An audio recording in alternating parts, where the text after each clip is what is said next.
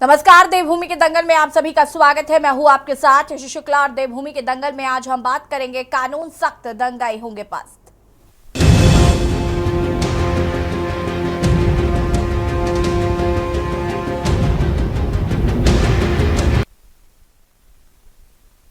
उत्तराखंड विधानसभा का बजट सत्र अनिश्चितकाल के लिए स्थगित कर दिया गया है। 4 दिनों तक चले बजट सत्र के दौरान विपक्ष ने कई मुद्दों को लेकर हंगामा काटा। वहीं विपक्ष के हंगामे के बीच विधानसभा में सरकार ने वर्ष 2024-25 के लिए उत्तराखंड का बजट पास करा दिया है।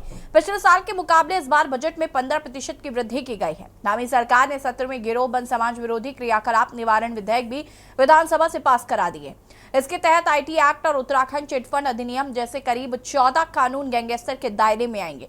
वहीं बजट सत्र के मात्र 4 दिनों के भीतर ही संपन्न होने पर राज्य में सियासत भी गर्मा गई है। कांग्रेस ने सत्ता पक्ष पर जनता के सवालों से बचने का आरोप लगाया है, जबकि सत्ता पक्ष का कहना है कि विपक्ष मुद्दा विहीन है। विपक्ष के पास सदन में चर्चा के लिए कोई मुद्दे नहीं थे। बता दें कि विपक्ष 2 सप्ताह तक सदन को चलाने की सरकार से मांग कर रहा था। सदन में उस वक्त जमकर हंगामा शुरू हुआ जब सदन में कांग्रेस विधायक तिलकराज बेहड़ ने देहरादून को ही स्थायी राजधानी घोषित करने की मांग की। भाजपा ने इसे कांग्रेस का दोहरा रवैया बताते हुए इसे कंफ्यूज पार्टी बता दिया। वहीं कांग्रेस ने भी विधायक के बयान से पल्ला झाड़ने में समय नहीं गंवाया।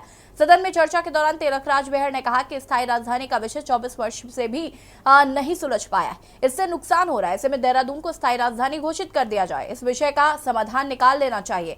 सवाल यह है कि क्या धामी सरकार जनता के सवालों से बचने के लिए सत्र नहीं चला रही। सवाल यह भी है कि क्या कांग्रेस स्थायी राजधानी के मुद्दे पर कंफ्यूजन में है। आज इसी मुद्दे पर चर्चा करेंगे। इससे पहले रिपोर्ट।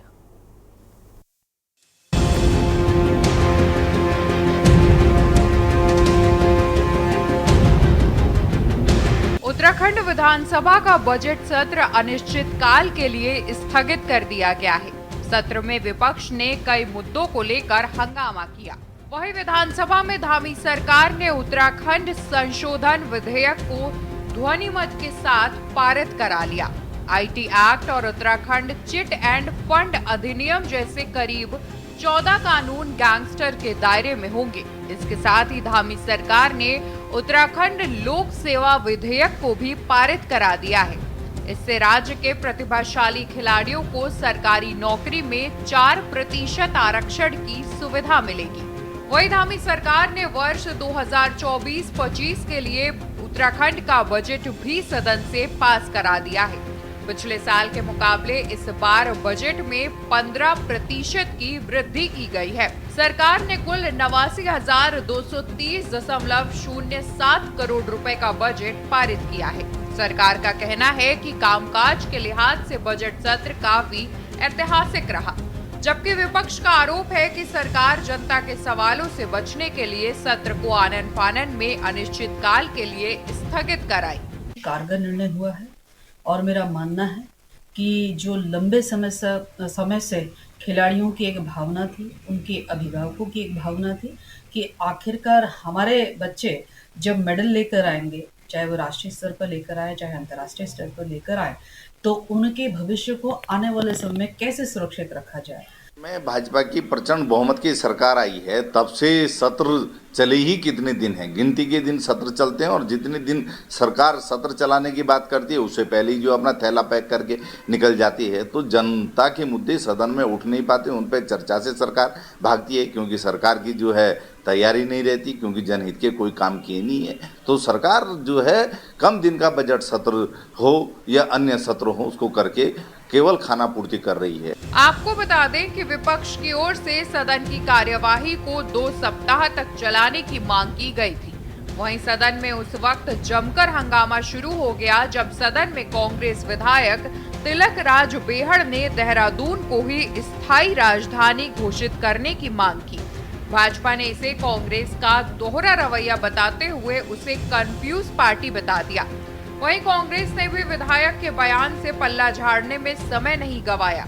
सदन में चर्चा के दौरान तिलकराज बेहड़ ने कहा कि स्थायी राजधानी का विषय 24 वर्ष में भी नहीं सुलझाया जा सका है। इससे नुकसान हो रहा है। ऐसे में देहरादून को स्थायी राजधानी घोषित कर इस विषय का समाधान निकाल देना चाहिए। बहुत विस्तार से मैंने उनका जवाब दिया है और आप देखिए कांग्रेस आज की तारीख में मुद्दाहीन है। एक चिर स्थायी इन्होंने दो विषय ले रखे हैं। जब भी आप देखिए, कभी भी सदन आता है, चिर स्थायी मुद्दे हैं इनके पास।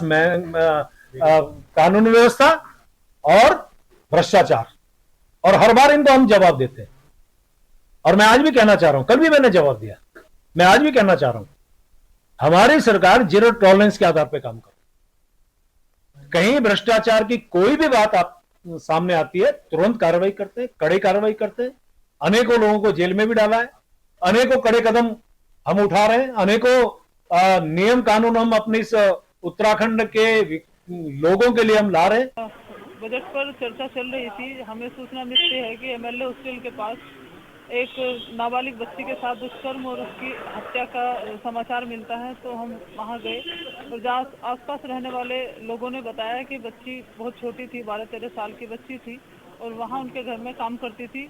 और बताया गया है कि वो बच्ची चली भी गई थी कल, लेकिन उससे ज़बरदस्ती फिर लाया गया और बच्ची को अपने घर का काम वो करवाते थे बच्ची से। और आज दिन दहाड़े उस बच्ची के साथ रेप और उसकी हत्या कर दी गई। बड़ा दुखद है। कानून है ही कहाँ प्रदेश में? अगर राजधानी में एमएलए हॉस्टल के पास सत्र चलते हुए इस तरह की घटनाएं होती हैं तो बड़ा दुर्भाग्यपूर्ण है। एक तरफ तो सरकार वादे और दावे करती है कि हम नारी सशक्तिकरण कर रहे हैं, महिला उत्थान की बात करते हैं, लेकिन जब यहाँ हमारी बेटियां ही सुरक्षित नहीं है, एक बड़ा सवाल है।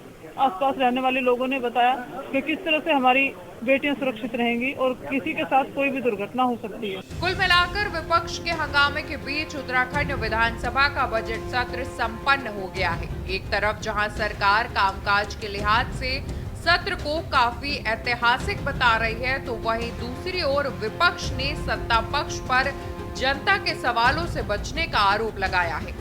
सवाल ये है कि क्या धामी सरकार जनता के सवालों से बचने के लिए सत्र नहीं चला रही? सवाल तो ये भी है कि क्या कांग्रेस स्थायी राजधानी के मुद्दे पर कंफ्यूजन में है? Uttarakhand desk report. जी हाँ, तो जहां एक और विधानसभा सत्र को चलाने की बात कही जा रही थी कि करीब 2 हफ्ते चलाया जाए, विपक्ष इसकी मांग कर रहा था और 4 दिन में ही सत्र समाप्त भी हो गया और ध्वनि मत के साथ बजट पास हो गया है। और सरकार ये कह रही है कि विपक्ष के पास मुद्दे ही नहीं थे, जिसकी वजह से सदन की कार्रवाई को स्थगित कर दिया गया है। आज हम इसी मुद्दे पर चर्चा करेंगे। साथ ही साथ कांग्रेस के एक विधायक ने देहरादून को ही राजधानी बनाने की मांग की है। अब ऐसे में सत्ता पक्ष का यह भी कहना है कि कांग्रेस खुद कंफ्यूजन में है। इस पर भी आज हम बातचीत करेंगे। मंजू त्रिपाठी जी, प्रवक्ता कांग्रेस, हमारे साथ जुड़ चुकी हैं।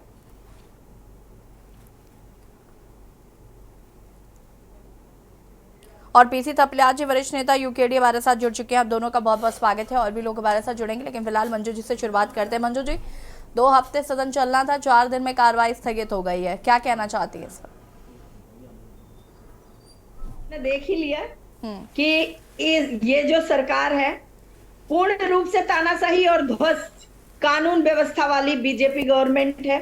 बेटी पढ़ाओ और बेटी बचाओ के नारे को पूरे उत्तराखंड को कलंकित कर दिया है। इसका ज्वलंत उदाहरण अभी आप देख रही हैं कि अंकिता हत्याकांड के हत्यारों को भी सजा नहीं मिली, ढंग से सजा भी नहीं मिली, और उसके बाद ये दूसरा नाबालिग के साथ ये छेड़छाड़ और करके उसकी हत्या कर दी जाती है। इसको आप क्या कहेंगी? ध्वस्त कानून व्यवस्था कहेंगी कि नहीं? अभी मुझे हंसी आ रही थी कि बीजेपी के जो प्रदेश अध्यक्ष हैं वो कह रहे थे सदन के पास कांग्रेस के पास कोई मुद्दा नहीं है। अगर महिलाओं की सुरक्षा के लिए कांग्रेस सदन से कांग्रेस के नेता वॉकआउट कर रहे हैं तो क्या यह मुद्दा नहीं है? ये बताइए। प्रेमचंद अग्रवाल जी ये बात कह रहे थे, प्रेमचंद अग्रवाल जी ने ये बात कही है कि विपक्ष के पास मुद्दा नहीं है, उनके पास सिर्फ 2 ही मुद्दे हैं, एक कानून व्यवस्था और दूसरा महंगाई।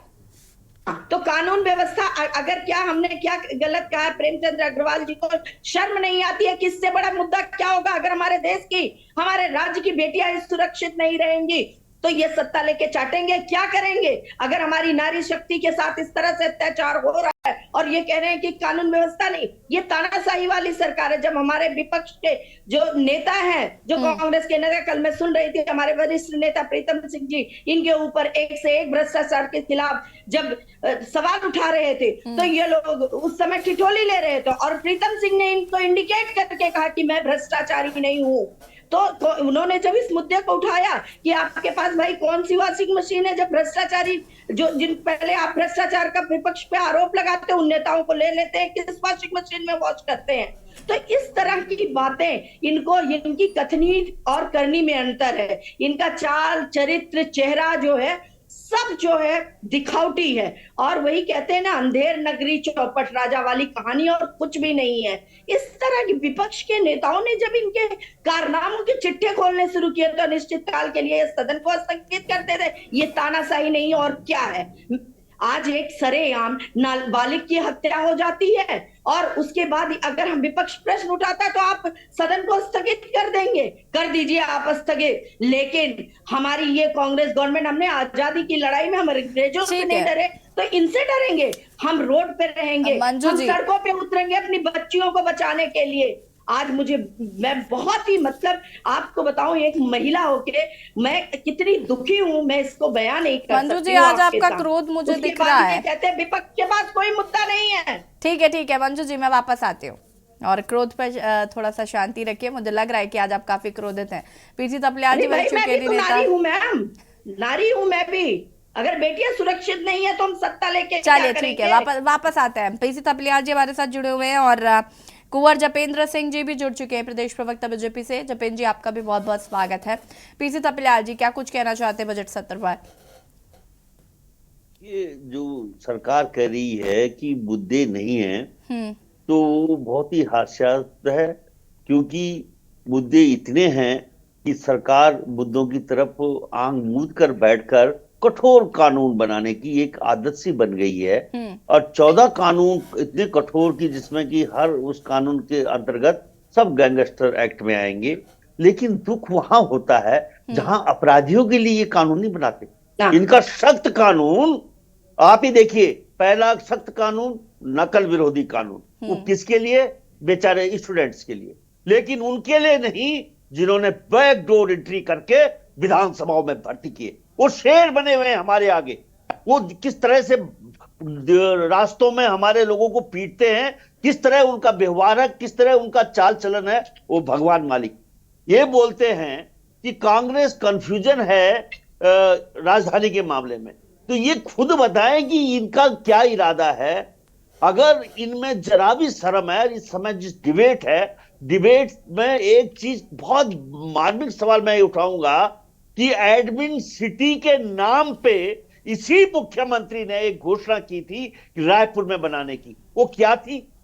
अगर तिलकराज बेहड़ देहरादून को राजधानी बनाने की बात कर रहा है तो मुख्यमंत्री का वो इरादा क्या था? जो मैं बोला नहीं कि इसका मतलब तो एक चीज तपलियाल जी ये भी क्लियर होती है ना कि वो जो सत्ता पक्ष कह रहा था कि हमको कुछ विपक्ष के लोगों ने भी कहा है कि देहरादून में सत्र कराइए, तो ये बात भी कहीं ना कहीं सच होती है फिर तो। अरे मैडम, ये तो साफ था कि ये लोग क्या करते हैं, ये मुकुट्टा पहनते हैं, ये पीछे से वार करने वाले लोग हैं। इनके राजनीति से कोई लेना देना नहीं है। ये अगर कोई राजनीति में कोई इनका विरोध करेगा तो 14 कानून उस मुख्यमंत्री ने बना दिए गैंगस्टर पर, अपराधियों के लिए कानून नहीं है। अंकिता के हत्यारों के लिए कोई कानून नहीं है। कि अगर उसकी मां कह रही है चिल्ला चिल्ला के कि फलाना आदमी मेरे शक के घेरे में है, मैंने सुना है कि वो उस दिन वहां मौजूद था, तो उसके जो खाली उसका मोबाइल तो खंगालना है। इन्होंने आज दिन तक अपराधियों के मोबाइल नहीं खंगाले। इतना बड़ा अपराधी ये सरकार है, और तब लोग बोलते हैं इनको सम्मान दो। ये सम्मान देने लायक लोग नहीं है, ये इतने बेशरम है। ये उसको क्यों नहीं खंगाल रहे? ये उस बेचारी जो मृतिका अंकिता है उसके मोबाइल को और उसके बॉयफ्रेंड के मोबाइल को खंगाल लिया है, लेकिन पुलकित आर्या के मोबाइल को आज दिन तक नहीं खंगाला। अगर वो खंगाल दिया जाए तो पूरे भेड़िए सामने होंगे, ये पूरा उत्तराखंड जानता है। तो इसलिए हमारे सीने में दर्द होता है कि ये मुद्दा विहीन कहने वाले दो मुखी तीन मुखी नहीं, रावण के भी बाप है ये लोग। ये यहाँ पे हमें गुमराह करते हुए ये नहीं बता पा रहे हैं कि एडमिन सिटी के नाम पे ये मुख्यमंत्री क्या बना रहा था, ये उनका प्रवक्ता यहाँ पे बता दे। एडमिन सिटी के आज भी वो केंद्र ने रोका जब जंगल इन्होंने ले लिया था राजधानी बनाने के लिए रायपुर में, और वो जब केंद्र में हमने रिपोर्ट भेजी कि उस जंगल में हाथी रह रहे हैं, जिस जंगल में काट कर ये राजधानी बना रहे हैं। उसको संज्ञान में लिया फॉरेस्ट विभाग ने और उसको बोला कि भाई तुम इस फॉरेस्ट की जमीन को छोड़ो जहां की जंगली जानवर अवेलेबल है, क्योंकि जब हम वहां पे धरने पे बैठे थे तो हाथी हमारे धरने पे आ गया था। लेकिन अब तो धरने करने मुश्किल, ये हमें आतंकी कह देंगे, दंगाई बोल देंगे। ये लोग चलिए, ऐसे ठीक है। काम की आड़ में ठीक है, उत्तराखंड वापस में आते हैं। लोकतांत्रिक कपलिया जी। आवाजों को बंद करने का वापस आते हैं आपके पास। जपेंद्र जी, ये क्या बात हुई? 2 हफ्ते का समय तो विपक्ष मांग रहा था। हम एक्सपेक्ट कर रहे थे कि कम से कम 1 हफ्ता सदन की कार्रवाई चलेगी। 4 दिन में ही कार्रवाई को स्थगित कर दिया गया।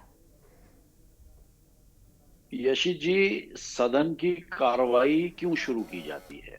जो हमारी संवैधानिक परंपराएं हैं उनके तहत सदन की कार्रवाई प्रदेश के विकास और जनहित के मुद्दों को आयाम देने के लिए सदन का आह्वान किया जाता है और सरकार वो काम कर रही है।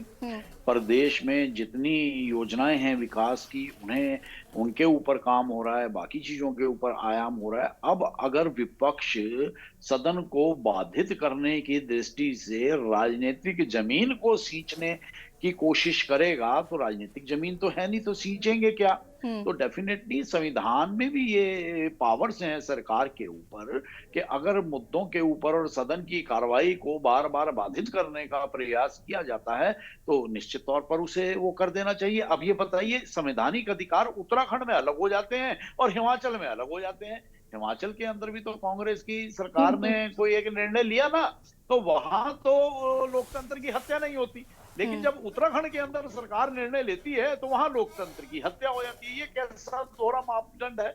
ये हमारे साथी प्रवक्ताओं को समझना चाहिए कि लोकतांत्रिक व्यवस्था के अंदर लोकतांत्रिक अधिकारों का ही इस्तेमाल किया जाता है। अब चाहे वो विपक्ष की सरकार अपने राज्यों में करे या भारतीय जनता पार्टी की सरकार उत्तराखंड में करे, तो इसमें तो कोई संशय नहीं है। लेकिन हाँ, अब जो ये मिसगाइडिंग फैक्टर्स लाए जाते हैं या जपेंद्र जी, क्या कहा जा रहा है कि विपक्ष के पास बहुत मुद्दे थे? सुनिए ना, विपक्ष के पास, एक सेकंड मधु जी, बीच में इंटरप्ट नहीं करिए आप। जपेंद्र जी, कहा जा रहा है कि विपक्ष के पास बहुत से मुद्दे थे, आपने विपक्ष को बोलने का मौका ही नहीं दिया, विपक्ष की बात ही नहीं सुनी। विपक्ष के पास जिन मुद्दों ऑलरेडी जो न्यायालय तो में क्या आपके हिसाब से विपक्ष मुद्दे डिसाइड करेगा क्या जपेंद्र जी? बीजेपी के हिसाब से विपक्ष मुद्दे तय करेगा? ये मुद्दे थे, तो ये मुद्दे नहीं थे। ये मुद्दे इन्हें जानबूझ के जनता को भ्रमित करने का प्रयास करने की कोशिश इनकी रहती है। वो ये करते रहते हैं। मुद्दे तो वो सारे न्यायालय में हैं, उन पे कठोर कार्रवाइयां हो चुकी हैं, लोग जेलों के अंदर हैं, इतने सख्त कानून का पालन कराया जा रहा है और उसके बावजूद विपक्ष को अगर ये नजर आता है कि नहीं जी उसमें कुछ नहीं हो रहा है, तो ये तो विपक्ष की अपनी एक सोच है। बाकी जो हो रहा है वो कानून की दृष्टि से सख्ती के साथ हो रहा है। ठीक है, उमा सिसोदिया जी भी हमारे साथ जुड़ चुकी हैं, पूर्व प्रदेश उपाध्यक्ष आम आदमी पार्टी से। उमा जी, बहुत बहुत स्वागत है आपका। सदन की कार्रवाई 4 दिन में स्थगित, क्या कुछ कहना चाहते हैं? चलिए, 4 दिन तो बहुत ज्यादा हो गए। मैं तो एक ही दिन समझ रही थी कि एक ही दिन में सब हो जाएगा। यहाँ तो 4 दिन तो काफी है। जपेंद्र भाई, बहुत बहुत राज्यपाल का भी भाषण भी चाहिए था। 4 दिन तो चलाया। मैं वही कह रही हूँ, 4 दिन तो चलाया कम से कम सदन को। अदरवाइज तो जो बीजेपी के जो विधायक हैं जिनको गैरसैंण जाने से ठंड लगती है, उनको देहरादून में भी परेशानियां महसूस होती है। उन्हें लगता है कि यार 4 दिन भी क्या बैठेंगे, जितना जल्दी सदन की कार्यवाही खत्म हो उतने जल्दी हम अपने अपने काम धंधों पर चलें। तो 4 दिन भी चल गए तो मैं उसके लिए साधुवाद देना चाहूंगी बीजेपी को कि 4 दिन भी बहुत ज्यादा चला दिया आप लोगों ने। और रही बात ये कि विपक्ष के पास मुद्दे नहीं थे या विपक्ष वहां पर कह नहीं पाया, देखिए इस समय पूरे देश के जो हालात हैं वो सबके सामने है कि किस तरीके से विपक्ष की आवाज को दबाया जा रहा है। अब ये वो सरकार नहीं है, अटल बिहारी वाजपेयी जी के टाइम की बीजेपी इस समय नहीं है जब विपक्ष की बात को सुना जाता था। और जब देश पर कोई बड़ा संकट आता था तो अटल जी ने जिस तरीके से पूरे सभी पार्टियों को बुलाकर, कारगिल के समय जब उन्होंने सभी पार्टियों को बुलाकर बात की थी, वो भी इस समय ऐसा कुछ नहीं रह गया है। अब उस तरह की राजनीति नहीं है। अब राजनीति ये है कि विपक्ष को खत्म कर दिया जाए। ये इनके इन प्रकारेण साम दाम दंड भेद कुछ भी करके विपक्ष को खत्म करो। जो विपक्ष के नेता हैं उनको जेल में डालो, जेल में ठूसो, उनके ऊपर झूठे मुकदमे लगाओ और किसी भी तरह से चुनाव जीतो। या तो जनता वोट दे दे तो भला, ईवीएम से हो जाए चुनाव तो भला, और अगर ईवीएम भी ना हो तो जो हमारे अधिकारी हैं उनको खरीद लो और वो आपको किसी ना किसी तरीके से चुनाव जितवा देंगे। ये इस समय हमारे देश के हालात हैं। इसलिए ये कहना कि विपक्ष मुद्दे नहीं उठा पाया, और मैं सुन रही थी कि विपक्ष मुद्दे विहीन है। विपक्ष के पास बहुत सारे मुद्दे हैं, लेकिन सरकार ऐसी है कि वो विपक्ष की और जनता की आवाज को सुनना नहीं चाहती है। लोकतंत्र खतरे में है और इसी बात को हम लोग बार बार कह रहे हैं। अभी जपेंद्र भाई बहुत खुश है। आज अगर यही सरकार और 5 साल और 10 साल चल गई तो उसके बाद देखेंगे देश के क्या हालात होंगे, किस तरीके से देश की इकोनॉमी जो सिर्फ आंकड़ों में समझ में आती है, सिर्फ आंकड़ों में। जपेंद्र जी आती हूं मैं। लेकिन आज सरकारें जनता चुनती हैं और जनता का भरोसा जिन दलों पे, जिन सरकारों पे, जिस नेतृत्व पे होता है तो जनता चुनती है। और अगर जनता बार बार भारतीय जनता पार्टी को और भारतीय जनता पार्टी के नेतृत्व को चुन रही है तो संदेश साफ है कि विपक्ष पूरी तरह से देश और उत्तराखंड में नकारा जाता है। जनता चुन रही है और आपके अफसर भी चुन रहे हैं। हमने मेयर के चुनाव में खरीद रहे हैं आप, बहुत आर्थिक रूप से मजबूत है, विधायकों को खरीद रहे हैं। इसलिए आप लोगों ने 7 वर्षों से अधिक तक इस तरह से राजनीति की है, इसलिए आप लोगों को सच्चाई हजम नहीं हो रही है। आप लोगों को जनता का रुख हजम नहीं हो रहा है, क्योंकि आप लोगों की कार्यप्रणाली जैसी रही है वैसे ही आप लोग सोच रहे हैं। तो निश्चित तौर पर ये नया भारत है, उभरता भारत है, युवाओं का भारत है और नया भारत बिल्कुल है। आए दिन सरेआम महिलाओं के बच्चियों को बलात्कार करके रोमार किया जा रहा है। एक एक करके बात करिए, एक एक करके बात करिए मंजू जी, एक एक करके बात। भारत तो है ये, विधानसभा में बैकडोर से भर्ती की जा रही है। मंजू जी एक एक करके बात करिए प्लीज। जपेंद्र जी विकसित भारत की तस्वीर है। किशोरी की हत्या कर दी जा रही है, आए दिन एक को न्याय नहीं मिलता है, दूसरी किशोरी की मौत हो जाती है और विपक्ष जब सदन में इसको करता है तो अनिश्चित काल के लिए सदन स्थगित कर दिया जाता है। ये विकसित भारत की तस्वीर है। शर्म आनी चाहिए आपको शर्म आनी चाहिए। अगर देश की बच्चियां सुरक्षित रहेंगी तो आप विकसित भारत बनाते हैं। हिंसा के मामले को आप राजनीतिक आयाम देने का प्रयास कर रही हैं, तो आप राजनीतिक और सामाजिक सोच पे आपकी तरस आता है। आप पर तरस आता है, आप लोगों पर तरस, आप लोग तो तरस के लायक भी नहीं है। जो बच्चियों के मुद्दे को आप राजनीतिक समझ रहे हो। आप राजनीतिक आयाम से जोड़ेंगे तो आपकी सामाजिक और राजनीति आप लोग कर रहे हैं। अंकिता के हत्या को अभी तक न्याय क्यों नहीं मिला? उसके बाद आए दिन हमारी बच्चियां मार दी जाती है, गला काट दिया जाता है, मनमानी अत्याचार हो रहे हैं। ये राजनीति है। अगर हम आवाज उठाते तो हमारे पास मुद्दा भी ही है। घरेलू हिंसा को राजनीति से जोड़ने का प्रयास ना करें, उपहास का पात्र ना बने ऑन स्क्रीन। उपहास का पात्र आप लोग बन रहे हैं, जिसको कह रहे हैं बैकडोर से भर्ती को टाला कर रहे हैं। और अगर एक सेकंड मंजू जी, जपेंद्र जी जरा क्या आप मुझे ये क्लियर करेंगे? जपेंद्र जी क्या आप मुझे ये एक सेकंड रुक जाइए। जपेंद्र जी क्या आप मुझे ये क्लियर करेंगे, आप किस मामले को घरेलू हिंसा का मामला बता रहे हैं? किसी विधानसभा के पास एक हाउसिंग सोसाइटी के अंदर जी उस घटना का जिक्र कर रही है हमारी बहन, तो वो तो अंकिता भंडारी का जिक्र कर रही है, वो बार-बार मामला है, उसके ऊपर कार्रवाई हो रही है। मानना पड़ेगा बीजेपी के चरित्र और चेहरे को मानना पड़ेगा, तानाशाही को मानना पड़ेगा, सलाम करना पड़ेगा। ऐसी तानाशाही वाली सरकार को क्या हम घटनाओं और घटनाओं के ब्यौरे में अंतर करना नहीं जानते हैं? ये कोई राजनीतिक घटना है? अपने आपको ऑन स्क्रीन उपहास का पात्र बना रहे हैं। उपहास का पात्र आप लोग बगैर हम मुद्दा उठाएंगे, हम अपनी बच्चियों के बचाव की बात करेंगे। ये राजनीति नहीं है। अगर सदन में हमारे नेताओं ने वॉकआउट कर दिया तो आप सदन को स्थगित कर देंगे। ये तानाशाही नहीं तो और क्या है? लेकिन अगर आप जनता के सामने उपहास का ही पात्र बनना चाहते हैं तो आपकी मर्जी। उपहास के पात्र आप बन रहे हैं और लोग आपको चुन रहे हैं। चलिए ठीक है। उमा सिसोदिया जी। और दूसरा प्रश्न मेरा है, जो बीजेपी माफ कीजिएगा कांग्रेस के जो विधायक हैं जिन्होंने कहा है कि देहरादून को स्थायी राजधानी घोषित कर देना चाहिए, उसको कंफ्यूजन बता रहे हैं सत्ता पक्ष के लोग कि कांग्रेस पूरी तरीके से कंफ्यूज्ड है। देखिए, जिस तरीके से राजधानी को लेकर लगातार राजनीति चल रही है, वाकई में वो दुर्भाग्यपूर्ण है। इस बात को तो आम आदमी पार्टी भी कई बार कह चुकी है कि आप एक स्थायी राजधानी घोषित कीजिए, चाहे वो गैरसैंण को घोषित कीजिए, चाहे वो देहरादून को घोषित कीजिए। हमारा गरीब प्रदेश 3 राजधानियों का बोझ नहीं झेल सकता। आप लोगों ने भराड़ीसैंण में भवन बना दिया, आप लोगों ने वहां पर भी स्टाफ रखा हुआ है, आप यहाँ देहरादून में भी है, और अब आप एक तीसरी राजधानी बनाना चाहते हैं। तो हमारे प्रदेश की जो जनता है, जो हमारा जो गाढ़ी कमाई का पैसा है, वो 3 राजधानी भवनों की जो खर्च है उस पे खर्च मत कीजिए, आप एक राजधानी घोषित कीजिए। क्या हिम्मत कर पाएगी बीजेपी इस बात को घोषित करने की कि वो गैरसैंण को घोषित करे या देहरादून को घोषित करे? किसी को भी घोषित कीजिए आप, लेकिन उत्तराखंड अब 23 सालों के बाद एक राजधानी की डिमांड करता है। और अगर आप इसी तरह से कंफ्यूजन में रहे और राजधानी के मुद्दे को अगर आप ऐसे ही लॉलीपॉप मतलब पेंग पोंग की बोतल बनाते रहे कि चलिए जी ग्रीष्मकालीन वहां कर लेते हैं, शीतकालीन वहां कर लेते हैं, तो ये सिर्फ और सिर्फ जनता के साथ मजाक है और जनता की जेब पर डाका डालने वाली स्थिति है। हमारा प्रदेश 2 राजधानियों के बोझ को नहीं झेल सकता। आप गैरसैंण को घोषित कीजिए या आप देहरादून को घोषित कीजिए। चलिए ठीक है, इस पर आगे हम चर्चा करेंगे। इस पर जपेन जी आपसे जवाब लेंगे। आप सभी हमारे साथ बने रहिए। और देवभूमि के दंगल में आज हम बात कर रहे हैं विधानसभा की कार्रवाई, जो कि 4 दिन में ही महज सत्र चला और स्थगित कर दिया गया और ध्वनिमत के साथ बजट को पास करा लिया गया है। चर्चा हम इसी पर कर रहे हैं और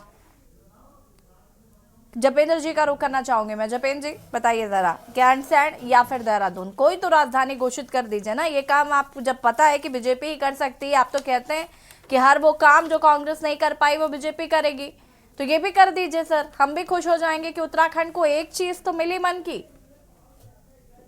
देखिए, अब गैरसैंण में जो विधानसभा का भवन ऑलरेडी बन चुका है, वहां इंफ्रास्ट्रक्चर डेवलप है और उसे ग्रीष्मकालीन राजधानी घोषित किया गया है। तो ये कोई उत्तराखंड ही नहीं है, अनेकों राज्यों में आप ये देखिए कि अब हरियाणा पंजाब की एक राजधानी है चंडीगढ़, ज्वाइंट पंजाब की ग्रीष्मकालीन राजधानी हुआ करती थी शिमला, और उससे पहले हुआ करती थी लाहौर।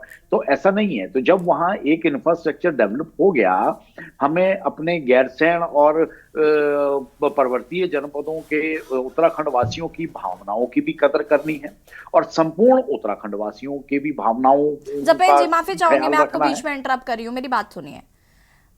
हिमाचल का एग्जाम्पल आपने दिया, ठीक है, अब बात पे एग्जाम्पल हिमाचल का देना सही बात नहीं है। दूसरी चीज ये कि क्या हम उस स्थिति में हैं कि हम 2 विधानसभाओं का भार जो है वो वहन कर सके?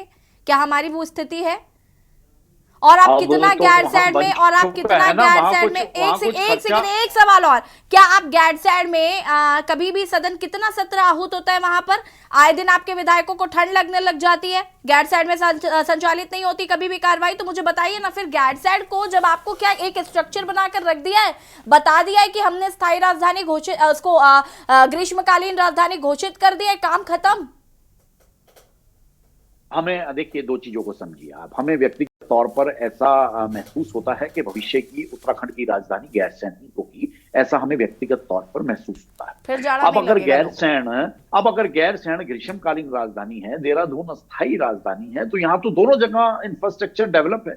अब जो हमारे उत्तराखंड वासी हैं, उत्तराखंड के निवासी हैं, उत्तराखंड की मांग है, तो हमें ऐसा लगता है कि भविष्य में गैरसैंण एक विकसित राजधानी का रूप लेगी और ईश्वर करे, उत्तराखंड के हमारे देवी देवता करें कि ये सब आगे बढ़े और भविष्य का जो गैरसैंण राजधानी के रूप में स्वरूप निकलकर सामने आए, तो हम इस पर उस दिन चर्चा करें। देखिए जपेंद्र जी, भगवान भी उसी का साथ देते हैं ना जिनकी मंशा हो कुछ करने की। जो प्रयास करते हैं, भारतीय जनता पार्टी के प्रयास निश्चित तौर पर उस दिशा की तरफ धीरे धीरे बढ़ रहे हैं। चलिए, सपलियाल जी सहमत है जपेंद्र जी की बातों से? देखो जी, प्रवक्ता क्या बोल रहा है, नेता क्या बोल रहे हैं, जो इनके नेता कंफ्यूजन कांग्रेस को बोल रहे थे, एक्चुअली ये अपने आप में कंफ्यूज है। अरे अब तो खुश हो जाइए, हमने कहा कि हमारा व्यक्तिगत मानना ये है कि भविष्य व्यक्तिगत आपके व्यक्तिगत मानने से हो जाएगा, आपके व्यक्तिगत मानने से हो जाएगा। आप बताइए, एडमिन सिटी का प्रोग्राम है कि नहीं है आपके मुख्यमंत्री का? है कि नहीं है, बताइए आप। नहीं है। अरे खैर अब इन्होंने ये झूठ बोल रहे हैं। एडमिन सिटी जहां जहां आप अभी कह रहे हैं है, वहां नहीं है, फंड वहां अलॉट नहीं हो है। चुका है। उनको ये बोला गया है कि आप जंगल वो के भ्रमित बारे में करने का प्रयास कर रहे हैं, वो जपेन कोई जी। जंगल नहीं कटने जा रहे, किसी वन भूमि को खराब नहीं किया जा रहा। अरे वो जहां तो पे दिल्ली वालों ने जहां देखिए वन भूमि का नुकसान नहीं होगा वहां पे योजनाओं को आगे बढ़ाया जा रहा है। दिल्ली से ऑर्डर आया है कि तुम नहीं करोगे, तो ये आपका अपना निर्णय नहीं है। मैं दूसरी ओर ये कह रहा हूं आपके पास कि ऑर्डर है, लीडरशिप इतनी, आपके पास ऑर्डर है। अरे सारी दुनिया जानती है, आप अरे अखबार में आया। ऐसे बता देते हैं जैसे पता ऑर्डर की कॉपी प्रतिलिपि आपको आ गई। अब आप कमलेश मैडम जी, बताइए ऐसे इतने प्रवक्ता सालों से को राजनीति जिसने कर रहे न्यूज हैं, नहीं क्या पढ़ी आपके है, पास आ गई हो। ऐसे प्रवक्ता को जिसने न्यूज नहीं पढ़ी है उससे क्या बात करनी है? अरे थपलियाल जी, जब आप ये आपको देखिए। पता है कि वो सीधे सीधे डिनाई कर रहे हैं तो फिर आप भी क्यों ही फोर्स कर रहे हैं? आप आगे बताइए। मैं क्या फोर्स करूं ऐसे व्यक्ति से? मैं एक चीज बताऊं मैडम, मैं ये बोल रहा हूं कि जो आदमी घरेलू हिंसा बोल अच्छा दे, जपेन जी, मैं आपको वो प्रतिलिपि दिखाऊं तो आप राजनीतिक मान है। जाएंगे? जो एक बच्ची की मौत को घरेलू बोल दे, और अंकिता क्या के वो मामले में घरेलू हिंसा का मामला नहीं है? जंगल में क्यों छोड़ा? क्या वो घरेलू हिंसा का मामला नहीं है? लीडरशिप है। आप ये जैसा लोग मैच्योर आदमी, इंटेलेक्चुअल आदमी, वो भी कोई अगर लेना- भ्रमित होने लग जाएगा एक तो तरफ फिर ये तो हो गया सख्त उत्तराखंड का बाल बड़ा। बाल तो श्रम अगर विपक्ष कानून बना रहे हैं, इंटेलेक्चुअल लोग हिंसा इस तरह हिंसा भ्रमित होने है, लग जाएंगे तो हो एक गया मौत तरफ उत्तराखंड का मौत बड़ा। बाल है, श्रम घरेलू और इससे मतलब कोई मतलब नहीं है भाई। इनकी व्यवस्था इतनी कमजोर हो गई है कि ये नहीं कर पा रहे कि किन घरों में नहीं, जपेन जी, बाल मैं आपका श्रमिक माइंडसेट एम्प्लॉई नहीं है। समझ पा रही हूँ। एक सेकंड थपलियाल जी, मुझे ये बताइए कि किसी की मौत हो जाती है, भले ही वो, मैं कह रही हूँ घरेलू हिंसा है, ठीक है, और आपको लगता है वो जस्टिफाइड है? हम मार सकते हैं किसी को घरेलू हिंसा का देखिए, नाम लेके? मैं यही तो बोल रहा हूँ कि घरेलू हिंसा कह के जस्टिफाई नहीं किया जा नहीं सकता। है, वहां कानूनी कार्रवाई, जहां अपराध हुआ है वहां कार्रवाई देखिए, होगी। लेकिन जब एक्चुअल आप में उसे राजनीतिक एंगल से जोड़ते इनका हैं ध्यान और उसे भ्रमित करने का केवल प्रयास करते हैं, मुस्लिम तब आप समुदाय उपन्यास के का खिलाफ पात्र है। बनते हैं। नहीं जपेन जी, कभी देखिए ये मैं वहाँ बिल्कुल से भी भागते आपकी हैं, इस बात से सहमत नहीं कभी हूँ ये- कि आप घरेलू हिंसा को, देखिए राजनीतिक मसला नहीं मानते, चलिए ठीक है नहीं मानते, लेकिन एक घरेलू हिंसा में किसी की भी मौत हो जाए, ऐसे तो घरेलू हिंसा के नाम पर कल को मुझे कोई मार दे फिर?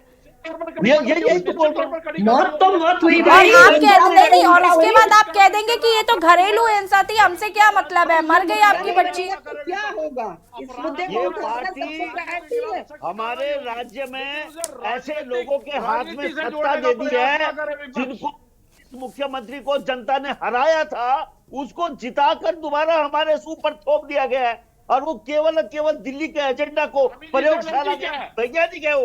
वो केवल मैं कहता हूं मैडम कि हमारा मुख्यमंत्री को कानून मंत्री बनाना चाहिए कि ये देश की जनता सरकार को सिखाए। देखो, देश की रिक्वायरमेंट है ईसीसी, देश की रिक्वायरमेंट है, दंगा विरोधी कानून जो है देश की रिक्वायरमेंट है। ये उत्तराखंड में लाकर क्या कर रहा है? हमें ऐसा महसूस होता है क्योंकि कि प्रयोगशाला कुछ तत्व व्यक्तिगत प्रयोगशाला रूप से उत्तराखंड अरे के वो यूसीसी वो है ही नहीं ना थपलियाल जी, उसमें तो पहले ही कर्मचारी वर्ग के लोगों को अलग रखा गया है, और जब वर्ग के लोगों को ही अलग रख दिया गया तो काहे का यूसीसी? उमा जी, देखिए, यूसीसी के अंदर बहुत सारी खामियां हैं। यूसीसी में एक तरफ बात करती है कि हमने हिंदू मुस्लिम सिख ईसाई सब लोगों के लिए एक कानून दिया, और यूसीसी में ही HUF जिसको हिंदू अनडिवाइडेड फैमिली बोला जाता है उसको रखा गया है। तो मेरी समझ से बाहर है कि आपने HUF को यूसीसी में क्यों रखा है, या तो फिर आप मुस्लिम्स के लिए भी क्या आपको इसी तरह की कोई नीति बनाने वाले हैं? अगर HUF यूसीसी में है यानी कि उसमें हम स्पेशल हो चुके हैं। तो इस तरह की खाली एक खामी की बात नहीं कर रही हूँ मैं, बहुत सारी खामियों की बात कर रही हूँ जो यूसीसी में है।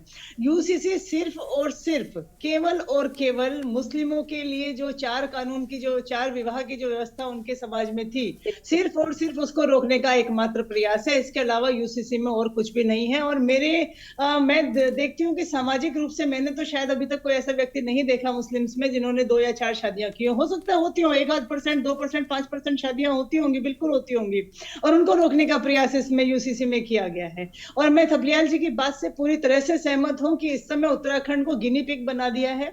कोई भी कानून ले आओ पूरे हिंदुस्तान में, पहले उत्तराखंड में इंप्लीमेंट करके देख लो, अगर उसका विरोध ज्यादा हो गया तो फिर आगे नहीं करेंगे, विरोध हटा देंगे देश में हम लोग प्रयोगशाला। बिल्कुल बिल्कुल उत्तराखंड सिर्फ एक गिनी पिग बन के रह गया है। एक मुख्यमंत्री जो इकलौता ही पूरे प्रदेश में दौड़ते हुए नजर आते हैं। सिलखियारा में इतना बड़ा कांड हुआ, कोई दूसरा मंत्री वहां पर जाकर नहीं झांका। कहीं कुछ भी होता है सिर्फ और सिर्फ वन मैन आर्मी, हमारे इकलौते मुख्यमंत्री हर जगह मतलब दौड़ते नजर आते हैं, घूमते हैं, मीडिया में दिखे, कहीं बोलते हुए नजर आए, कहीं भी। क्या हमारे पास मंत्री है वन नहीं मैन लेकिन आर्मी? उमा जी, उमा जी, लेकिन आपको नहीं लगता कि धामी जी की ये बात ही उनको थोड़ा अलग मुख्यमंत्री करती है? मुझे बोलने दीजिए। हाँ जी। मेरा कहने का मतलब है कि हमारे पर्यटन मंत्री कहाँ है, हमारे स्वास्थ्य मंत्री कहाँ है, हमारे वित्त मंत्री कहाँ है? जो जिनके डिपार्टमेंट है, कम से कम उस डिपार्टमेंट में अगर कोई प्रॉब्लम आती है तो वो मंत्रीगण तो नजर आए। लेकिन सिर्फ और सिर्फ एकमात्र वन मैन आर्मी, जहां भी जाएंगे धामी जी, जहां भी होंगे धामी जी। देश में एक आदमी और उत्तराखंड में एक आदमी, से लगता है कि हमारे लिए तो बस 2 ही आदमी बचे हैं। यहाँ देखो तो धामी जी, वहां देखो तो मोदी जी, उसके अलावा कोई नजर ही नहीं आता। तो ये जो इस तरह की जो व्यवस्था है, जो चरण वंदना आप दिल्ली की कर रहे हैं, वो चरण वंदना अगर आप उत्तराखंड के लोगों की करते तो उत्तराखंड के लोग आपको पहली ही बार में जिता चुके होते। पहली बार में आप हारे हैं, इस बात को आप स्वीकार कीजिए। दोबारा आपको येन केन प्रकार ताम दाम दंड भेद करके इज्जत और नाक की बात बनाकर आपको जिस तरीके से जिताया गया चंपावत में, वही पूरे उत्तराखंड है। तो मेरा कहने का मतलब सिर्फ इतना है, एक मुख्यमंत्री जी जिनके साथ उनका मंत्रिमंडल नहीं है, जिनके साथ उनके विधायक नहीं है, कहीं भी वो लोग उनके साथ खड़े हुए नजर नहीं आए हैं, ऐसे में धामी जी। अनम्यूट कीजिएगा। धामी जी के सिर पर से वस्त्र हट जाएगा और इनका हाल भी तीरथ सिंह रावत और त्रिवेंद्र सिंह रावत की तरह ही होगा कि बेचारे रावत जी गैरसैंण से आ रहे थे बिल पास करके और यहाँ तक पहुंचते पहुंचते पता चला वो मुख्यमंत्री ही नहीं बचे। तो ऐसे ही कुछ धामी जी के साथ भी हो सकता है अगर दिल्ली वाले नाराज हो गए तो मेरी सलाह तो उनको ये है कि दिल्ली को इतना खुश करने की बजाय अपने साथ के लोगों को। ठीक है जपेन जी। देखिए, बड़ा अचंभा हो रहा है हमें कि आज ये डिबेट में घूम फिर के धामी जी को निशाना बनाने का जिस तरह से हमारे सभी साथी प्रयास कर रहे हैं, तो इसका तो फीडबैक लेना आवश्यक होगा। ये मामला क्या है, ये खेल क्या है? ये अचानक तो नहीं हुआ कि एक ही सुर में सब लोग बोलने लग जाएं। तो ये इसमें कोई गहरा राज तो है, तो ठीक है। नहीं, लेकिन आपको मुख्यमंत्री प्रपोज करने वाले हैं, आप समझा लेकिन प्रदेश के युवा मुख्यमंत्री जो सक्षम हैं, दिन रात काम कर रहे हैं, अगर व्यक्तिगत तौर पर उनके ऊपर निशाना साधने के ये प्रयास और मंत्रियों को ठंड लग रही है क्या? लेकिन मैं ये जरूर कहना चाहती हूँ, एक सेकंड रुकिए, मैं ये जरूर कहना चाहती हूँ जपेन जी की धामी जी जिस तरीके से, वाकई ये बात सच है कि इकलौते मुख्यमंत्री ऐसे हैं जो आपको हर जगह नजर आएंगे। जनता में धामी जी को ढूंढना नहीं पड़ेगा, वो हर जगह मुझे लगता है इजीली अवेलेबल रहते हैं लोगों के लिए, और ये कहीं ना कहीं उनको थोड़ा सा अलग भी करती है और मुख्यमंत्रियों से। जो सेना नायक होता है ना, जो मुखिया होता है दल का, अगर वो हर जगह नजर आ रहा है, हर जगह जा रहा है और जनता के बीच में बने हुए हैं, हर घटना का संज्ञान ले रहे हैं, हर मौके पर मौजूद हैं, तो ये तो प्रदेश के लिए एक पॉजिटिव साइन है ना।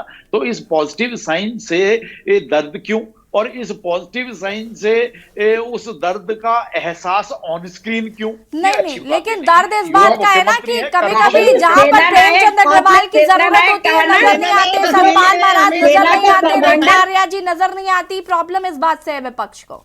जो कमांडर होता है वो आगे चलता है, पीछे पीछे पूरी सेना की बिना सेना के ही कमांडर बने घूम रहे हैं। सभी साथ हैं और सभी अपने अपने महकमों को, प्रदेश के मुद्दों को हल करने में सभी अपने माननीय मुख्यमंत्री का भी सहयोग कर रहे हैं। तो ये आप लोगों का ये एजेंडा कामयाब अगर पब्लिक साथ होती तो युवा मुख्यमंत्री को एक कांग्रेस के युवा नेता जी हराते नहीं। वो हित में निरंतर काम कर रही है, निरंतर निर्णय आ रहे हैं, प्रदेश की जनता खुश है, तो आप भी खुशी का इजहार करेंगे तो निश्चित तौर पर जनता को अच्छा में आ रहे हैं निर्णय, अच्छा लगेगा। धरातल पर तो आपको संसार कर रही है। अभी आप बोलेंगे कि उदाहरण दिखाइए, अभी आप कपियाल जी से बोल रहे थे कि बताइए ये क्या गलत है, ये तो विधानसभा में के ऊपर।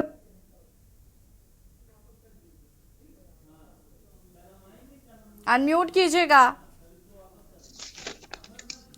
मंजू जी कंटिन्यू करें। ये तो निरंतर हो रही है।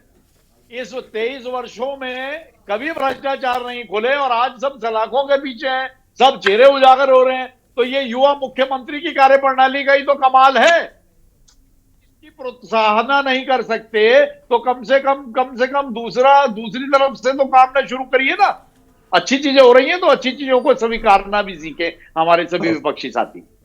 नहीं तो आप ये बताइए ना जपेंद्र जी, अगर विपक्ष आपसे जी। मांग कर रहा है कि महिलाओं की सुरक्षा पर आप ध्यान दें, अगर विपक्ष आपसे कह रहा है कि युवाओं को रोजगार दें, अगर विपक्ष आपसे कह रहा है कि गैरसैंण को अगर आप राजधानी नहीं बना पा रहे तो देहरादून को बना दें, तो विपक्ष तो असल मुद्दे उठा ही रहा है ना। आप और विपक्ष से एक्सपेक्ट क्या कर रहे हैं? विपक्ष की सारी मांगे मान ली ना। विपक्ष जो मुद्दे उठा रहा है उन मुद्दों पे काम शुरू हो गया।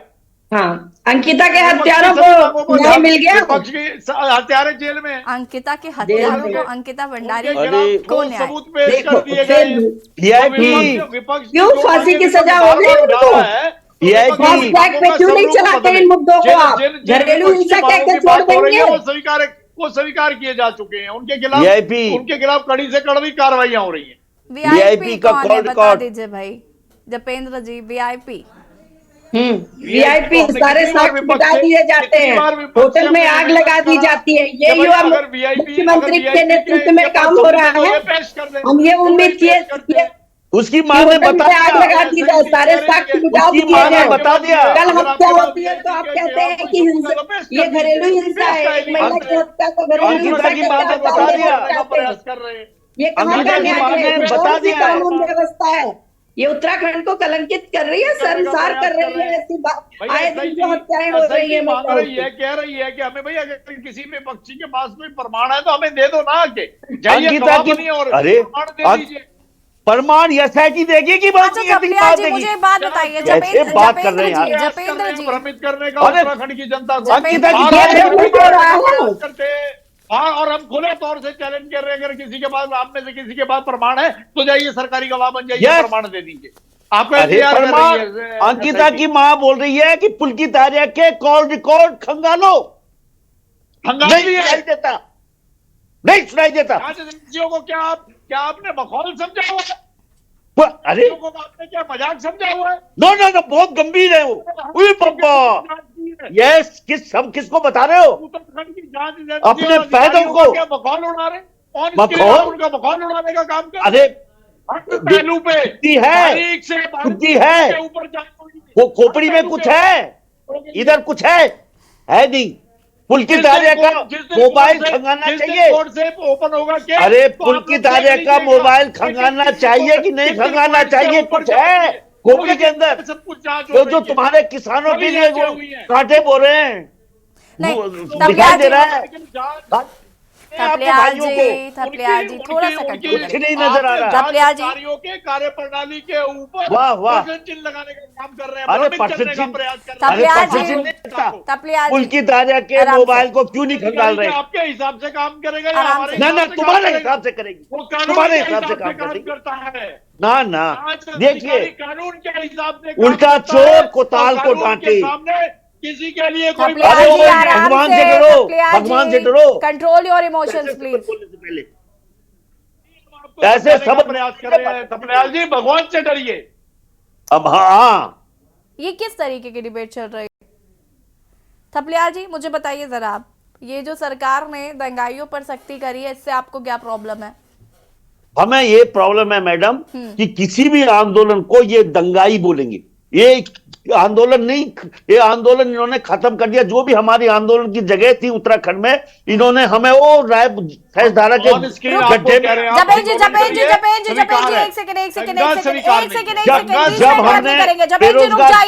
जपेंद्र जी सुन लीजिए जरा, बीच में इंटरप्ट नहीं करेंगे आप, आपको मौका नहीं मिल रहा है क्या? थपलियाल जी कंटिन्यू करिए आप, उसके बाद जपेंद्र जी मैं आपसे जवाब दूंगी। मैंने सीधा बोला था कि मेरे माननीय मुख्यमंत्री ने लगभग वो उनको आदत बन गई है कठोर कानून बनाने की। सबसे पहला कठोर कानून उन्होंने नकल विरोधी बनाया जिसमें कि स्टूडेंट के लिए सजा है, लेकिन उन अपराधियों के लिए सजा नहीं है जो बैकडोर एंट्री करा रहे हैं। यहाँ पे दंगाइयों के लिए सजा कर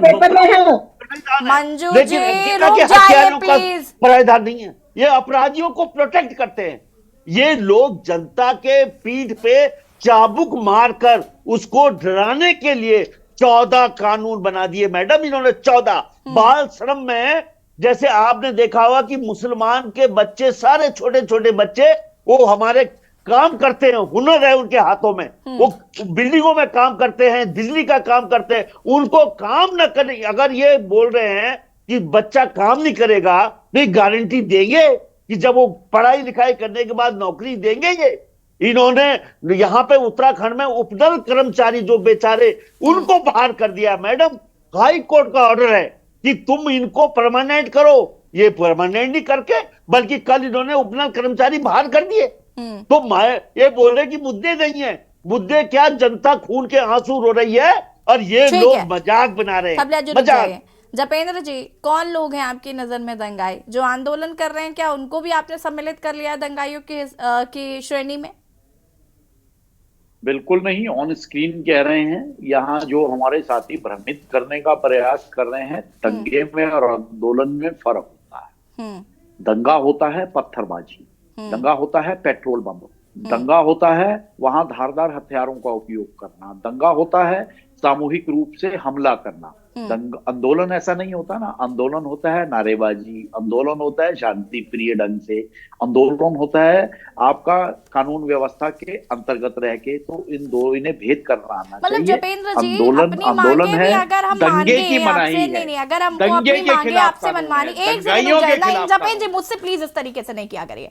मैं अगर सवाल पूछूं तो जवाब दिया करिए। मुझे बताइए कि मतलब आपकी नजर में ऐसा है कि कोई व्यक्ति अगर अपनी मांगे बनवाना चाहता है आपसे, तो वो आपकी तरीके से मेरा एक प्रश्न और ले लीजिए जपेंद्र भाई से। जी, मेरा प्रश्न सिंपल सा ये है कि अभी हमने पिछली सर्दियों में हमने देखा कि हमारे बेरोजगार संघ के भोवी पवार जी और उनके साथ उनके साथी जो थे, वो सारे शांतिपूर्ण तरीके से अपना प्रदर्शन कर रहे थे, और उस प्रदर्शन में बीजेपी के लड़कों ने घुसकर वहां पर दंगा फैलाने की कोशिश की। तो हम कैसे भरोसा करें इन लोगों के ऊपर? वहां पर उन्होंने पूरी तरह से, बाद में पता चला कि वो जो लड़के दंगा फैला रहे थे, वहां पे शोर शराबा कर रहे थे, जो पुलिस को लाठीचार्ज करना पड़ गया, वो सारे बीजेपी की सेना थी। वो इन लोगों ने अपने लोगों को घुसाया। तो अब ये कानून बनाकर क्या हम इस बात को मजबूती नहीं दे रहे हैं कि ये लोग हमारे आंदोलनों में अपने लड़कों को भेजेंगे, वो वहां पर दंगा करेंगे और उस आंदोलन को बदनाम करके सारे नेताओं को उठाकर गैंगस्टर एक्ट लगाकर जेल के अंदर ठूस दिया जाएगा? इतना बड़ा हथियार इन लोगों के हाथ में आ चुका है। बात ईमानदारी की है, आप ईमानदारी से आप काम कीजिए, और ईमानदारी से जो वाकई में दंगाई है सिर्फ उनके ऊपर आप कोई एक्ट लगाएं, समझ में बात आती है। लेकिन जिस तरीके से बीजेपी की कार्यप्रणाली है कि कुछ भी करिए और ऊपर से कोर्ट में विश्वास नहीं, उसके लिए आप कोई भी करेंगे, कुछ भी करेंगे। तो मेरा डर सबसे बड़ा यही है। ट्रिब्यूनल, तरीके से हमने अपनी आंखों के सामने ये उदाहरण देखा है कि बीजेपी के लड़कों ने घुसकर इन बच्चों के आंदोलन को खराब करने की कोशिश की। क्या आगे ऐसा नहीं होगा? जरा जवाब ले लेते हैं जपेंद्र जी। देखिए, पहले तो हम इन आरोपों को सिरे से नकारते हैं। क्यों आप लोग लोकतंत्र का मखौल बना रहे हैं? ऑनेस्टली, कानून, सख्त कानूनों की आवश्यकता अच्छाई के लिए होती है, जानवरों के लिए होती है, और जब आप लोग बना रहे हैं भाई। आप प्लीज सुन लीजिए, आप सहमत हो ना हो सुनिए, तो आप सहमत हो ना हो कोई बात नहीं है, लेकिन सुनिए तो ना।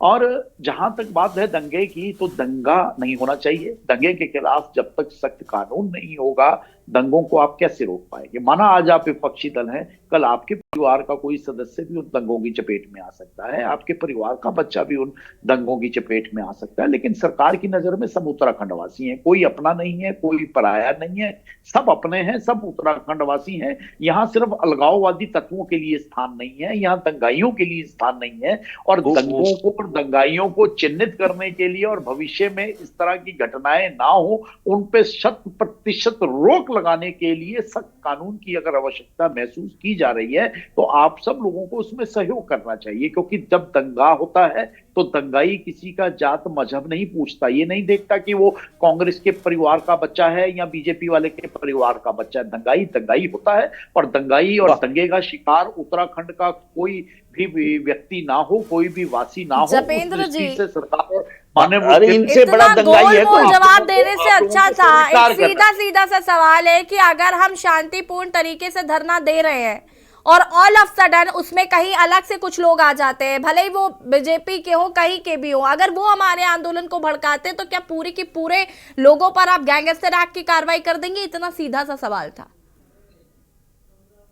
इसने कह दिया आपको ऐसा होगा, ऐसा बिल्कुल भी नहीं है। जो दगा करेगा, जो कानून की अंग्रेजों अवहेलना ने भी नहीं करेगा, बनाया जो- मैडम ऐसा कानून। जो लॉ एंड ऑर्डर ब्रेक करेगा तो निश्चित तौर पर उसे ही कानून का अंग्रेजों के डर टाइम में होते तो और स्वतंत्रता जो- सेनानी और- दंगा ही होते। और आप अगर आप बिल्कुल महात्मा गांधी जी की तर्ज पर आंदोलन करेंगे, आप अपना शांति प्रिय आंदोलन करेंगे, लोकतांत्रिक मर्यादाओं के अंतर्गत आंदोलन करेंगे, लॉ एंड ऑर्डर का ख्याल रखते हुए आंदोलन करेंगे, तो आपका आंदोलन सर माथे पर आपके हर उस आंदोलन को स्वीकार किया। मंजू त्रिपाठी जी।